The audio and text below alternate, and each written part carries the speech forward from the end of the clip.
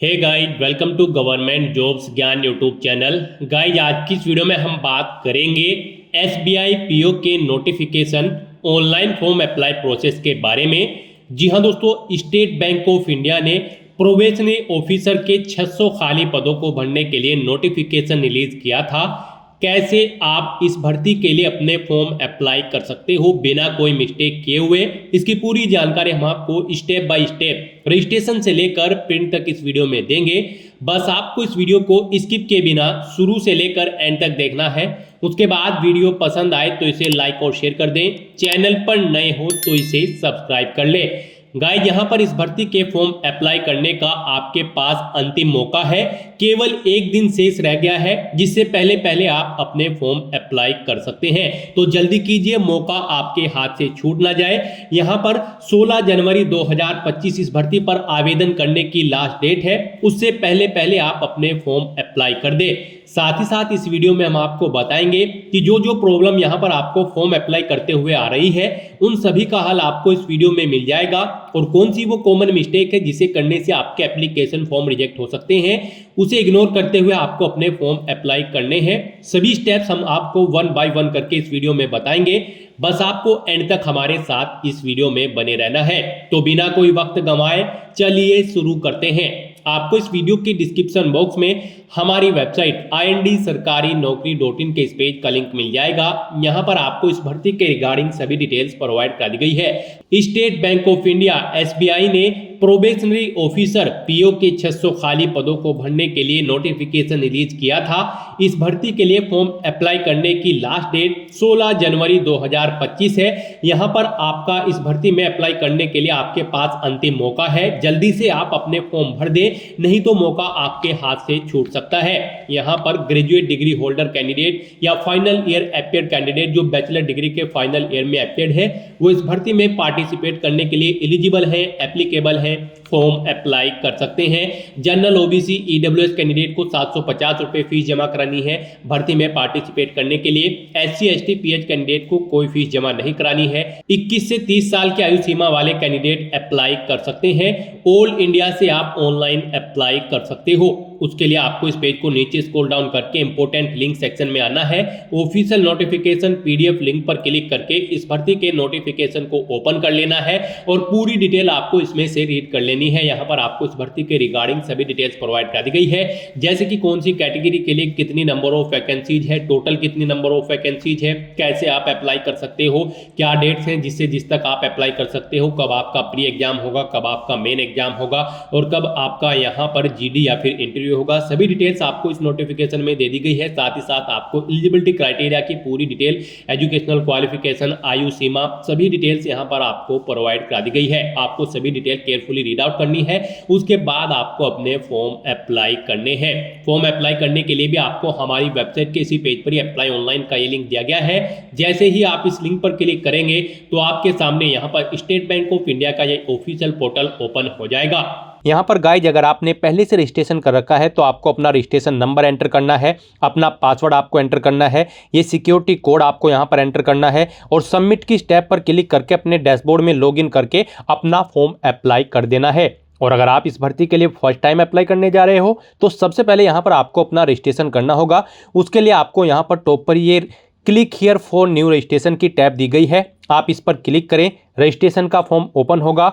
यहाँ पर आने के बाद आपको सबसे पहले अपना फर्स्ट नेम एंटर करना है, उसे एक बार फिर से आपको एंटर करके कंफर्म कर लेना है। उसके बाद अगर आपका मिडिल नेम और लास्ट नेम है तो वो आप एंटर कर दें, नहीं है तो आप इन कॉलम्स को खाली छोड़ दें। उसके बाद यहाँ पर आपको अपना मोबाइल नंबर एंटर करना है, उसे कंफर्म कर लेना है। कोई अल्टरनेट मोबाइल नंबर या फिर लैंडलाइन नंबर है वो एंटर कर दें, नहीं है तो इस कॉलम को खाली छोड़ दें। उसके बाद यहाँ पर आपको अपनी ईमेल ID के शुरू के कैरेक्टर एंटर करने हैं। उसके और इस सेकंड कॉलम में से आपको डोमेन नेम सेलेक्ट कर लेना है, जैसे कि @gmail.com, हॉटमेल या फिर live.com आप डोमेन सेलेक्ट करें। और उसके बाद यहाँ पर आपको अपनी कंप्लीट ईमेल ID एंटर कर देनी है। फिर आपको ये सिक्योरिटी कोड यहाँ पर एंटर करना है और सेव एंड नेक्स्ट ऑप्शन पर क्लिक कर देना है। नेक्स्ट आपके सामने कुछ इस तरह से इंटरफेस ओपन होगा। यहाँ पर आपको एक रजिस्ट्रेशन नंबर और पासवर्ड प्रोवाइड कर दिया गया है। आपको इसे केयरफुली नोट डाउन करके रख लेना है। ये रजिस्ट्रेशन नंबर और पासवर्ड आपकी रजिस्टर्ड ईमेल आईडी और मोबाइल नंबर पर भी सबमिट किए गए हैं। आपको इन्हें केयरफुली नोट डाउन करके रख लेना है फ्यूचर यूज के लिए। और यहाँ पर अब आपको अपना फोटो और सिग्नेचर अपलोड करने हैं। उसके लिए आपको गाइडलाइन दी गई है, guidelines for scanning the photograph and signature. आप इस लिंक पर क्लिक करें, आपके सामने ये पीडीएफ ओपन होगी। यहाँ से आप चेकआउट कर सकते हो। आपके फोटोग्राफ का साइज 4.5 सेंटीमीटर इंटू 3.5 सेंटीमीटर में होना चाहिए और यहाँ पर ये 20 से 50 केबी के बीच में होना चाहिए। डायमेंशन इसका 200 इंटू 230 पिक्सल के बीच में होना चाहिए। सिग्नेचर आपके यहाँ पर एक वाइट पेपर पर ब्लैंक इंक पेन से होने चाहिए और इनका साइज 10 से 20 केबी के बीच में होना चाहिए और डायमेंशन आपके सिग्नेचर के 140 इंटू 60 पिक्सल में होने चाहिए। तो यहाँ पर आपको चूज फाइल बटन पर क्लिक करना है, फाइल को सिलेक्ट कर लेना है और 1 बाय 1 करके यहाँ पर आपको अपना फोटो और सिग्नेचर अपलोड कर देने हैं और फिर आपको नेक्स्ट ऑप्शन पर क्लिक कर देना है। उसके बाद आपके सामने कुछ इस तरह से इंटरफेस ओपन होगा। अब यहाँ पर आपको अपनी बेसिक डिटेल्स देनी है। सबसे पहले यहाँ पर आपको अपनी कैटेगरी सेलेक्ट करनी है, आप किस कैटेगरी से बिलोंग करते हो। उसके बाद यहाँ पर अगर आप रिजर्व कैटेगरी से बिलोंग करते हो तो यहाँ पर आपको अपनी सब कास्ट का नाम लिख देना है। उसके बाद यहाँ पर आपसे पूछा गया है कि क्या आप PWBD कैंडिडेट है और आपकी परसेंटेज 40% से अबव है PWBD की। अगर है तो येस ऑप्शन सेलेक्ट करें और फिर यहाँ पर उसकी डिटेल दें, नहीं है तो यहाँ पर आपको नो ऑप्शन सेलेक्ट कर लेना है। उसके बाद आपको इस पेज को नीचे स्क्रॉल डाउन करना है। यहाँ पर आपसे कुछ क्वेश्चंस पूछे गए हैं, इनके आंसर आपको येस या नो में प्रोवाइड कराने हैं। रीड करने के बाद फिर यहाँ पर आपको अपना रिलीजन सेलेक्ट कर लेना है। उसके बाद यहाँ पर आपसे पूछा गया है कि क्या आप माइनॉरिटी कम्युनिटी के अंतर्गत आते हैं। अगर आते हैं तो यस करें, नहीं तो नो ऑप्शन सेलेक्ट करें। फिर यहाँ पर आपसे पूछा गया है कि क्या आप एक सर्विसमैन हैं। अगर हैं तो यस करें, उसकी डिटेल दें, नहीं है तो नो ऑप्शन सेलेक्ट कर ले। फिर यहाँ पर आपसे पूछा गया है कि आप इससे पहले SBI PO के एग्जाम में कितनी बार अपियर हुए हैं। आप यहाँ पर बताएं, आप फर्स्ट टाइम या फिर सेकेंड टाइम या थर्ड टाइम, जितनी बार भी यहाँ पर अपियर हो चुके हो। तो यहाँ पर आपको नंबर एंटर करने हैं 1, 2 या 3। अगर नहीं हुए तो यहाँ पर आपको 0 एंटर कर देना है। यहाँ पर काउंटिंग उन्हीं कैंडिडेट्स की होगी जो यहाँ पर SBI PO के इससे पहले मेन एग्जामिनेशन में पार्टिसिपेट कर चुके हैं। प्री एग्जाम की काउंटेड नहीं होगी। तो यहाँ पर आपको अपने अकॉर्डिंग जितनी भी बार आप PO के एग्जाम में अपियर हो चुके हैं मेन एग्जाम में, तो यहाँ पर आपको वो नंबर एंटर कर देना है। उसके बाद यहाँ पर आपसे कुछ और क्वेश्चन पूछे गए हैं, इनके आंसर भी आपको येस या नो में देने हैं। यहाँ पर आपसे पूछा गया है कि क्या आप स्टेट बैंक ऑफ इंडिया के क्लरिकल कैडर के एम्प्लॉय हैं। अगर हैं तो यस करें, नहीं है तो नो ऑप्शन सेलेक्ट करें। उसके बाद आपसे पूछा गया है कि क्या आप स्टेट बैंक ऑफ इंडिया के एम्प्लॉय हैं ऑफिसर कैडर के। अगर है तो यस करें, नहीं तो नो ऑप्शन सेलेक्ट कर ले। उसके बाद यहाँ पर आपसे पूछा गया है कि क्या आप एक्स एम्प्लॉय हैं स्टेट बैंक ऑफ इंडिया के और रिजाइन कर चुके हो पहले किसी और बैंक से क्लरिकल कैडर से। अगर कर चुके हैं तो यस करें, नहीं तो नो ऑप्शन सेलेक्ट करें। तो यहाँ पर आपको अपने अकॉर्डिंग ऑप्शन सेलेक्ट करने हैं, येस या नो। उसके बाद आपको यहाँ पर अपना पैन नंबर देना है। फिर आपको यहाँ पर आपकी नेशनलिटी ऑटोमेटिकली फील्ड मिल जाएगी इंडियन। उसके बाद यहाँ पर आपको अपना स्टेट सेलेक्ट कर लेना है। स्टेट सेलेक्ट करने के बाद यहाँ पर आपको अपना एग्जामिनेशन सेंटर सेलेक्ट करना है अपने स्टेट में से। यहाँ पर आप अपना एग्जामिनेशन सेंटर सेलेक्ट करें।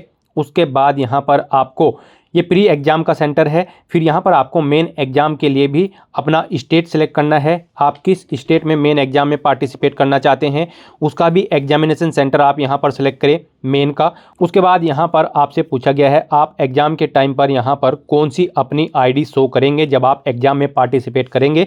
तो यहाँ पर आप अपना कोई भी ID प्रूफ ऑप्शन सेलेक्ट करें, पासपोर्ट, आधार कार्ड, पैन कार्ड, उसका नंबर यहाँ पर आप एंटर कर दें। फिर यहाँ पर आप अपनी डेट ऑफ बर्थ सेलेक्ट करें, पहले डे, फिर मंथ और फिर ईयर।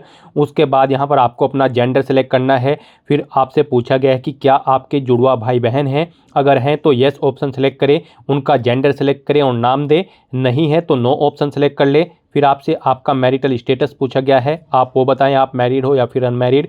उसके बाद यहाँ पर आपको अपने फादर का फर्स्ट नेम एंटर करना है, middle name, last name enter करना है। अगर है, नहीं है तो उन्हें खाली छोड़ दें। उसके बाद यहाँ पर आपको अपनी मदर का नाम एंटर कर देना है। उसके बाद यहाँ पर आपकी मदर का मिडिल नेम, लास्ट नेम है तो वो एंटर कर दें, नहीं है तो आप उसे छोड़ दें।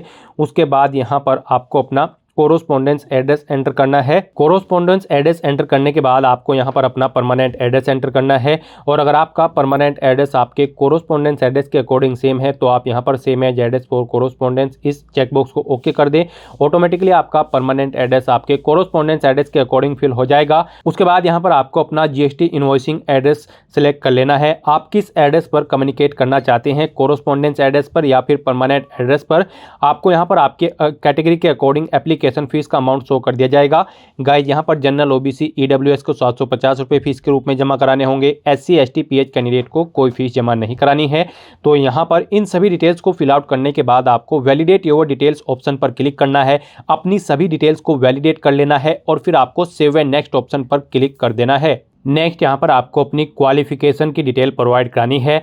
गाइस यहाँ पर एसबीआई पीओ की इस पोस्ट पर अप्लाई करने के लिए आपके पास ग्रेजुएट डिग्री होनी जरूरी है किसी भी रिलेवेंट डिसिप्लिन के अंतर्गत, किसी वेल रिकॉग्नाइज्ड यूनिवर्सिटी से, या फिर फाइनल ईयर अपीयर्ड कैंडिडेट्स भी यहाँ पर अप्लाई कर सकते हैं। तो यहाँ पर सबसे पहले आपको बताना है आप एग्जाम पास आउट कर चुके हैं या फिर अपीयर्ड हैं। उसके बाद यहाँ पर आपको सेलेक्ट कर लेनी है अपनी स्ट्रीम जिसमें आप यहाँ पर अपनी ग्रेजुएशन कर रहे हैं या फिर कर चुके हैं। उसके बाद यहाँ पर आपको इंस्टीट्यूट या कॉलेज का नाम देना है जिससे आपने अपनी ग्रेजुएशन कंप्लीट कर ली है। प्लेस ऑफ इंस्टीट्यूट यानी कि जहाँ से आप कर रहे हैं उस प्लेस का नाम एंटर करें। कब आपने पास आउट की है वो डेट यहाँ पर आप सेलेक्ट करें। कितने परसेंट मार्क्स आपने ऑब्टेन किए हैं वो यहाँ पर एंटर करें। कौन सी क्लास है, फर्स्ट या सेकंड या फिर पास आउट है, ऑप्शन सेलेक्ट करें। उसके बाद यहाँ पर अगर आपके पास कोई इंटीग्रेटेड ड्यूल डिग्री है तो उसकी डिटेल भी आप ऐसे ही प्रोवाइड कर सकते हैं। पोस्ट ग्रेजुएशन की डिग्री है तो उसकी डिटेल भी आप सेम ऐसे ही प्रोवाइड कर सकते हैं।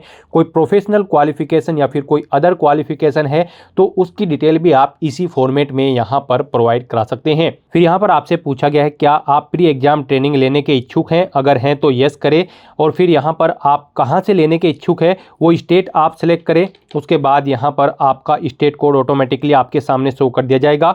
फिर यहाँ पर आप सेलेक्ट कर लें उस स्टेट के कौन से ज़िले में आप अपनी ट्रेनिंग लेना चाहते हैं, ज़िला सेलेक्ट कर ले। फिर यहाँ पर आपको अपनी लैंग्वेज की डिटेल देनी है। यहाँ पर आपको कम से कम हिंदी लैंग्वेज आनी ज़रूरी है, उसे आपको रीड राइट और स्पीक आना ज़रूरी है। उसके बाद आप जो भी लैंग्वेज जानते हैं इंग्लिश, अरबी या फिर उर्दू वो यहाँ पर आप एंटर कर सकते हैं। नहीं जानते हैं तो इन कॉलम्स को आप खाली छोड़ सकते हैं। इस तरह से अपनी ये सभी डिटेल्स फिल आउट करने के बाद अब आपको वैलिडेट योर डिटेल्स ऑप्शन पर क्लिक करना है। अपनी सभी डिटेल्स को वैलिडेट कर लेना है और फिर आपको सेव एंड नेक्स्ट ऑप्शन पर क्लिक कर देना है। फिर आपने पीछे जो डिटेल प्रोवाइड कराई है उन सभी का प्रीव्यू यहाँ पर आपको शो कर दिया गया है। आपको सभी डिटेल्स चेकआउट करनी है। पेज को नीचे स्क्रॉल डाउन करना है। कहीं पर कोई मिस्टेक है तो आप बैक बटन पर क्लिक करके एडिट कर सकते हैं। नहीं तो यहाँ पर आपको डिक्लेरेशन सेक्शन में आकर आई एग्री चेकबॉक्स को ओके करना है। फिर आपसे पूछा गया है कि क्या आपका नाम वही है जो आपके आईडी प्रूफ में है, तो यहाँ पर आपको इस चेकबॉक्स को ओके करना है। कोई चेंज है तो आप यहाँ पर इस सेकंड चेकबॉक्स को भी ओके कर सकते हैं। नहीं है आपके नेम में चेंज तो आपको इस चेकबॉक्स को ओके नहीं करना है और फिर आपको कंप्लीट रजिस्ट्रेशन इस ऑप्शन पर क्लिक कर देना है। अब यहाँ पर आपको अपने डॉक्यूमेंट्स अपलोड करने हैं। यहाँ पर आपको अपना लेफ्ट थंब इंप्रेशन और hand written declaration document upload करना है। तो जैसा कि हमने स्टार्टिंग में ही बात की थी कौन सी वो गलती है जिसे करने से आपके एप्लीकेशन फॉर्म रिजेक्ट हो जाते हैं। तो यहाँ पर जब आप अपने डॉक्यूमेंट अपलोड करोगे इस सेक्शन में आपको दी गई गाइडलाइंस के अकॉर्डिंग अपने डॉक्यूमेंट अपलोड करने हैं, अदरवाइज आपके एप्लीकेशन फॉर्म यहाँ पर रिजेक्ट हो सकते हैं। आप गाइडलाइन फॉर डॉक्यूमेंट अपलोड इस ऑप्शन पर क्लिक करें। ये पीडीएफ ओपन होगी, यहाँ से आप चेकआउट कर सकते हो। आपका जो लेफ्ट हैंड थंब इंप्रेशन है वो जेपीजी या फिर जेपीईजी फॉर्मेट में होना चाहिए। डायमेंशन उसका 240 इंटू 240 पिक्सल में होना चाहिए। डीपीआई उसका 200 होना चाहिए।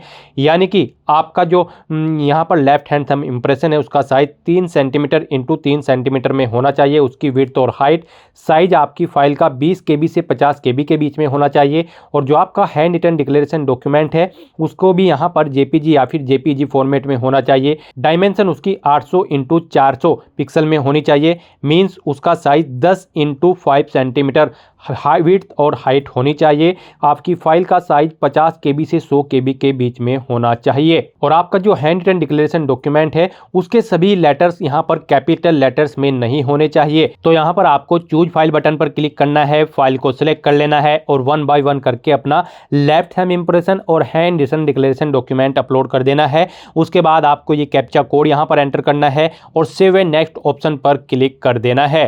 उसके बाद आपके सामने यहाँ पर कुछ इस तरह से इंटरफेस शो होगा। आपको आपके एप्लीकेशन फॉर्म का पूरा प्रीव्यू यहाँ पर शो कर दिया गया है। आपका एप्लीकेशन फॉर्म यहाँ पर सक्सेसफुली सबमिट हो चुका है। यहाँ पर अगर आप रिजर्व कैटेगरी से बिलोंग करते हो तो आपको कोई फीस जमा नहीं करानी है। आपका फॉर्म यहाँ पर सक्सेसफुली सबमिट हो चुका है। और अगर आप जनरल ओबीसी ईडब्ल्यूएस कैंडिडेट हैं तो आपको यहाँ पर पहले 750 रुपये फीस के रूप में जमा कराने होंगे। आप debit card, credit card, net banking या फिर यूपीआई के थ्रू अपना फीस पेमेंट कर सकते हो। तो यहाँ पर अपना फॉर्म सबमिट करने के बाद आपको प्रिंट एप्लीकेशन ऑप्शन पर क्लिक करके अपने एप्लीकेशन फॉर्म का एक हार्ड कॉपी प्रिंट आउट ले लेना है, फ्यूचर यूज के लिए, फ्यूचर रेफरेंस के लिए। तो दोस्तों ऐसे आप एसबीआई पीओ की इस भर्ती के लिए फॉर्म अप्लाई कर सकते हो बिना कोई मिस्टेक किए हुए। आज की इस वीडियो में बस इतना ही। आई होप ये वीडियो आपको पसंद आई होगी। अगर पसंद आई हो तो इसे लाइक और शेयर करें। चैनल पर नए हो तो इसे सब्सक्राइब कर लें। Thanks for watching.